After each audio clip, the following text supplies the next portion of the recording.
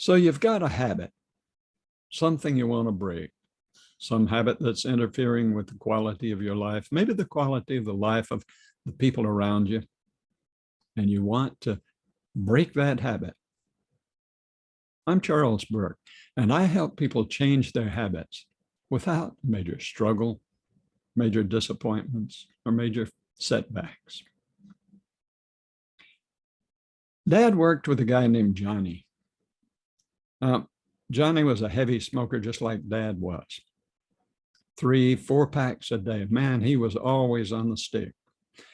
And you couldn't pry him loose from him. He said he had tried to stop smoking so many times. He had tried so many different ways. And of course, he always came back to them. At least a little bit of tension or stress, and he would be back into a pack just really quickly. But then one day, he and a bunch of Dad's friends came over, and they were playing poker. Now, Friday night poker was kind of an established thing, and it was at our house fairly commonly. So that particular night, all the guys were sitting around smoking. The place was just clouded with smoke. There was enough smoke in there to make a political back room. Anyway, Johnny started coughing. This is pretty common among smokers. Nothing to remark about, except he didn't stop coughing. And it got worse, and it got worse. And his face turned brick red. Then it turned kind of purplish. And he staggered up out of his chair and tried to get away from the table. And he fell back against the wall, and he slid down the wall till he was sitting on the floor, still coughing his guts out. They were pounding him on the back, doing everything they could. Finally, the coughing fit was over. We thought he was going to die, but he didn't. He finally got his breath back. Took a little longer to get his color back. And then they sat down and went back playing poker again. Now, I didn't pay much attention at the time, but now that I think back, I recall that there weren't quite as many cigarettes being smoked after that little episode. Now, that was the trigger. That's what started this story. Dad told me later that at work, Johnny started behaving really peculiarly. He still carried cigarettes in his shirt pocket, but you never saw him smoking.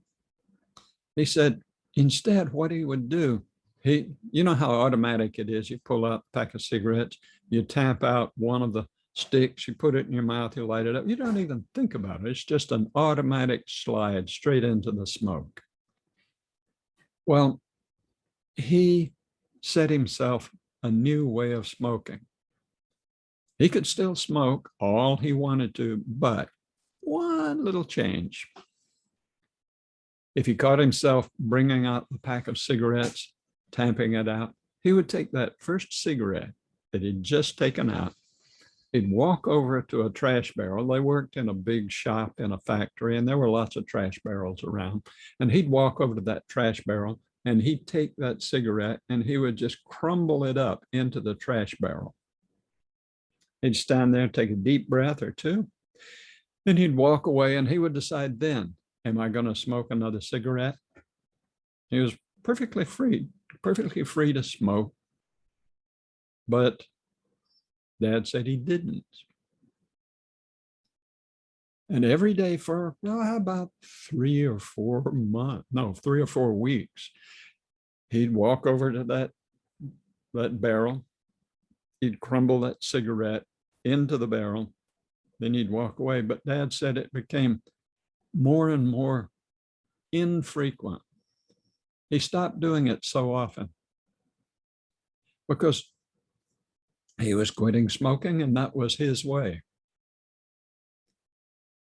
Now, Johnny didn't know it, probably. Dad didn't know it, and at the time I didn't know it. But what he had done, Johnny had used a very, very solid principle in psychology to transmute one habit into a different habit. He didn't try to break the first habit because that's nearly impossible. Anybody who's tried to stop biting your nails or drinking or smoking or any other habit, you know it ain't that simple. Well, Johnny had found a workaround. And here's how it worked. If you'd like to know, here's how it worked. He didn't try to stop the first habit of smoking. He still carried the cigarettes. He didn't try to stop taking it out. He might even get it to his lips, might even strike the match and start to light it. But at some point along that stretch of conditioned behaviors, he would catch himself.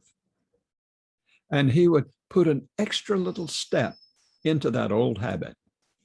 And that extra little habit was crumbling up that first cigarette before he could go ahead and smoke if he wanted to. And that extra first, or that extra little step became gradually, with repetition, it became a part of the old habit. So the old habit had been transmuted into something, a new animal. And then eventually, anytime he felt the need to pull out a cigarette, he didn't even have to pull it out yet. He would automatically be kicked into the mental state of crumbling that cigarette. At that point, he didn't even have to walk over to the trash barrel. He just simply had this stream of associations. First, thinking of the pack of cigarettes, then thinking of taking it out. And then the new action just kicked right in. It's a habit now, right? The habit of walking over and crumbling that first cigarette. Eventually, the two habits, the smoking and the crumbling, canceled each other out. And he was no longer a smoker. He never smoked another cigarette. Dad said that he became like an evangelist for the idea of no smoking. But he didn't realize what he did. He thought he'd done it by willpower. He didn't know he had used a good, solid principle of psychology to free himself. Now, here's the thing. If you have a habit and you want to break it, don't. You can't break a habit. It's virtually impossible. Now, what you can do, though, is alter it a little bit, change the course of that habit just a little bit, put in another little counterproductive step along the way that sort of goes against the main thrust of the original habit. And eventually, you free yourself just from simple repetition. And yeah, it's that simple. I'm Charles Burke, and I help people keep it simple and transmute their habits the easy way.